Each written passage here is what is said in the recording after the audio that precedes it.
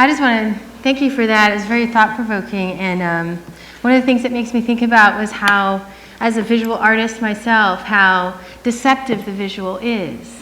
That it's like you can create this beautiful image as I'm looking at it, thinking how beautiful that is, and you tell me it's hog waste, and how dangerous that is as a visual artist, and what a responsibility it is in a visual culture to really think about what you're seeing and how you're seeing, and how to train the eye to see, because that which is aesthetically beautiful may actually be something quite poisonous. And so thank you for that. I want to talk about that lens because my documentary about Wendell Berry is quite a challenge, because he's someone who does not want to be filmed. So I never shy away from a challenge. In fact, I think the limitation is quite a gift as an artist. But so this film is really trying to imagine that lens of Wendell. I mean, I know Wendell, he's so generous of spirit, and but how do you make a film about someone who doesn't want a film made of him? How do you use what he thinks can be quite a corruptive tool, that being the camera, to try to sensitively paint a picture of him? And it's a challenge in which I am smack dab in the middle of that discovery. And so I'm going to be talking to you about a film that is not finished, that is not refined, that is not at all complete, that I may have moments of clarity about, but am very, very much in the process of discovery. So it's a little bit of an interesting challenge for me to talk about something that I'm not really quite ready to talk about, but it's a gift as well. I came here today straight from Henry County, Kentucky, because that's where we are right now filming for this film, and only Owsley could convince me to break my focus in shooting and come here, and it's really a blessing, so thank you for having me. I'm going to show you a couple excerpts from that film, but what I want to start with is an audio clip in the spirit of Wendell, so that you have to imagine rather than rely on the screen to tell you what to see. And it's just an audio clip. I've had a series of interviews with Wendell, all audio, of course, and I wanted to play you my favorite moment in all of these interviews, because to me it crystallizes at this point why I'm making this film and the message of hopefulness that Wendell is teaching me. So let's play that. It's just 3 or 4 minutes.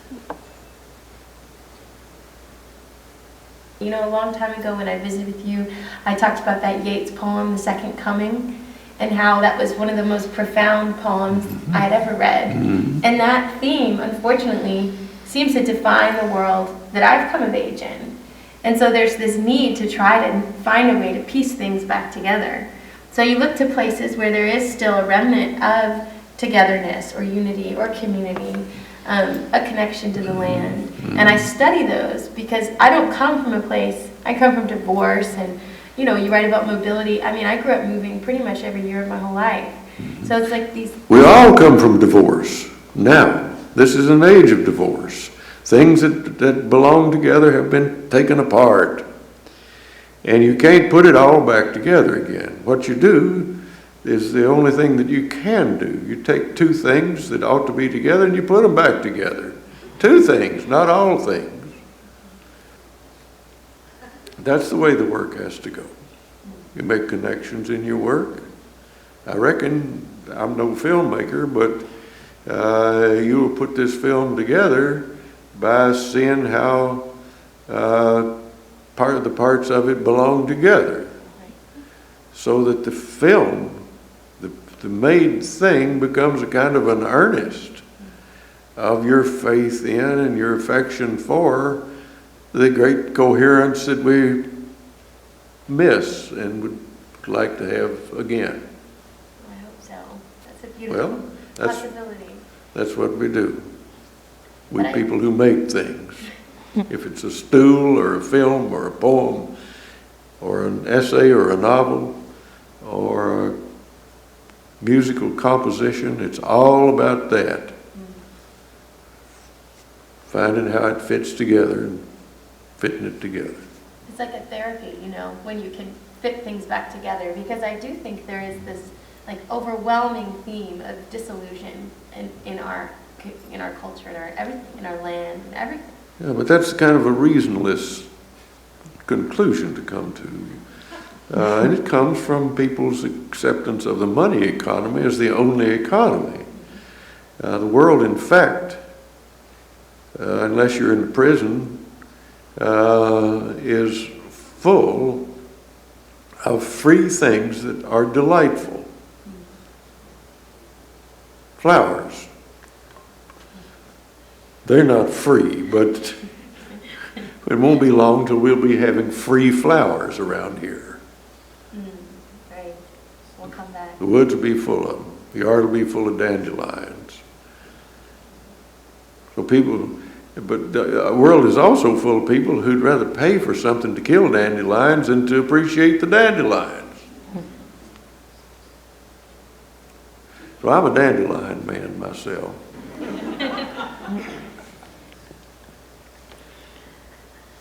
So you see what a privilege it is to be instructed by Wendell.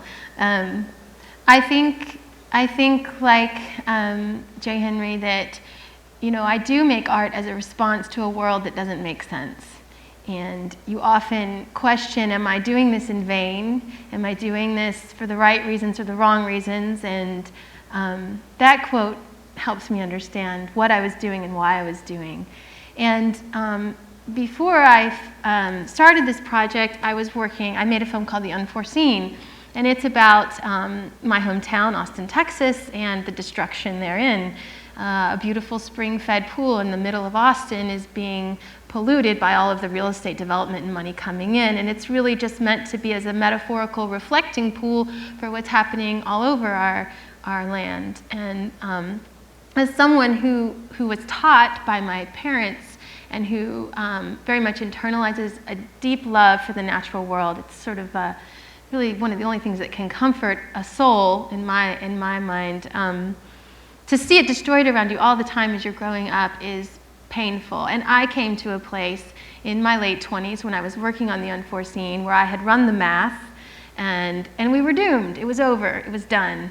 And I had my own journey of profound despair as, a relatively young person looking out at the future and really seeing nothing to hope for.